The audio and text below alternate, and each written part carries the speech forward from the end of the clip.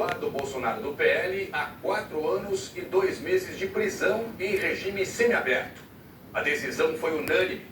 Os ministros consideraram que o ex-deputado tentou coagir os magistrados e articulou sanções dos Estados Unidos contra o Brasil para atrapalhar o julgamento de Jair Bolsonaro por golpe de Estado. A decisão foi unânime, 4 votos a 0. O ex-deputado Eduardo Bolsonaro não constituiu advogado nem atendeu à convocação para o interrogatório. Ao longo do processo, a defesa foi feita pela Defensoria Pública da União.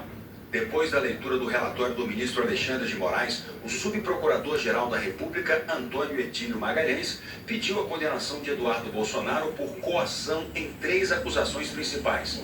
A articulação para que ministros do STF tivessem vistos suspensos pelos Estados Unidos, defesa da aplicação da lei Magnitsky contra Alexandre de Moraes e o apoio a tarifas econômicas impostas pelo governo americano contra produtos brasileiros.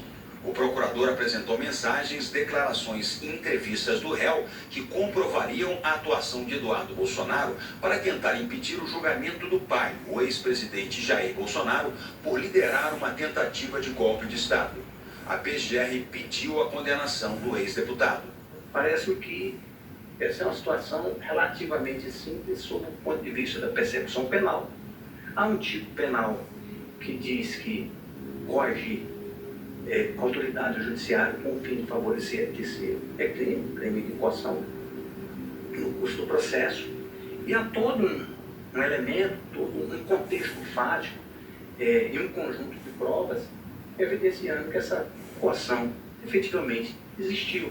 O defensor público Esdras dos Santos Carvalho pediu a anulação do processo. Disse que Eduardo Bolsonaro estava em endereço conhecido nos Estados Unidos e não deveria ser citado por edital. Pediu a absolvição do réu, alegando que ele não tinha poder nos Estados Unidos para coagir autoridades do Brasil. O que se tinha, e obviamente ficou muito bem claro nos seus vídeos, nas suas exposições, era essa facilidade em interlocuções e demonstrar o seu descontentamento com a política, então, produzida no Brasil. Mas essa interlocução política, por si só, ao nosso sentir, não configura a grave ameaça. Por quê? Ele não tinha o poder, o domínio de impor as sanções. Não tinha esse poder. E a grave ameaça aqui pressupõe que o mal prometido dependa da vontade e do poder de concretização por quem ameaça, que não é o caso concreto. O relator foi o primeiro a votar. Moraes rejeitou os pedidos de nulidade da defesa e afirmou que não houve irregularidade na citação do réu por edital, porque o endereço dele era no Brasil. Alexandre de Moraes votou pela condenação de Eduardo Bolsonaro, destacando que ele foi para os Estados Unidos com a intenção de ameaçar e coagir autoridades brasileiras e se livrar de punições no Brasil. Não é função de deputado federal brasileiro fazer lobby no exterior contra o próprio país. Nenhuma relação com a atividade parlamentar, mas sim um foco em ameaças, pretendendo com isso que o seu pai não fosse condenado, pretendendo que o Supremo Tribunal Federal não analisasse com isenção, imparcialidade e coragem, realizasse o julgamento. E aqui é importante lembrar também que o crime de coação no curso do processo é um crime formal, que não exige o resultado. O ministro Cristiano Zanin seguiu o relator. Em seguida, votou a ministra Carmen Lúcia, formando maioria para condenar a tentativa de intimidar o Poder Judiciário. O réu, em numerosas ocasiões, que estão devidamente mostradas nos autos,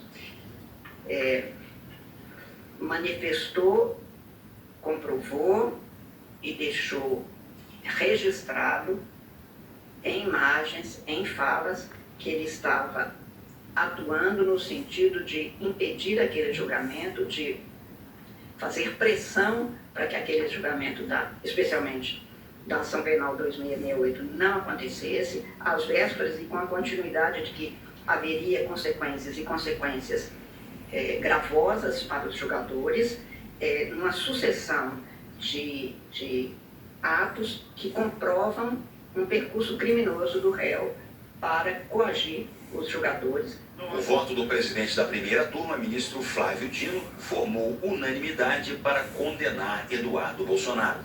Eduardo Bolsonaro foi condenado a 4 anos e 2 meses de prisão em regime semiaberto. Também vai ficar inelegível até 2038 e perder o cargo de escrivão da Polícia Federal.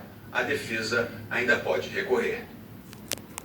Eduardo Bolsonaro divulgou uma nota. Afirmou que tem endereço conhecido nos Estados Unidos e deveria ter sido notificado por carta rogatória. Disse que o devido processo legal não foi cumprido e que por isso a sentença é nula. Afirmou também que o objetivo do julgamento seria tirá-lo das eleições. Agora nós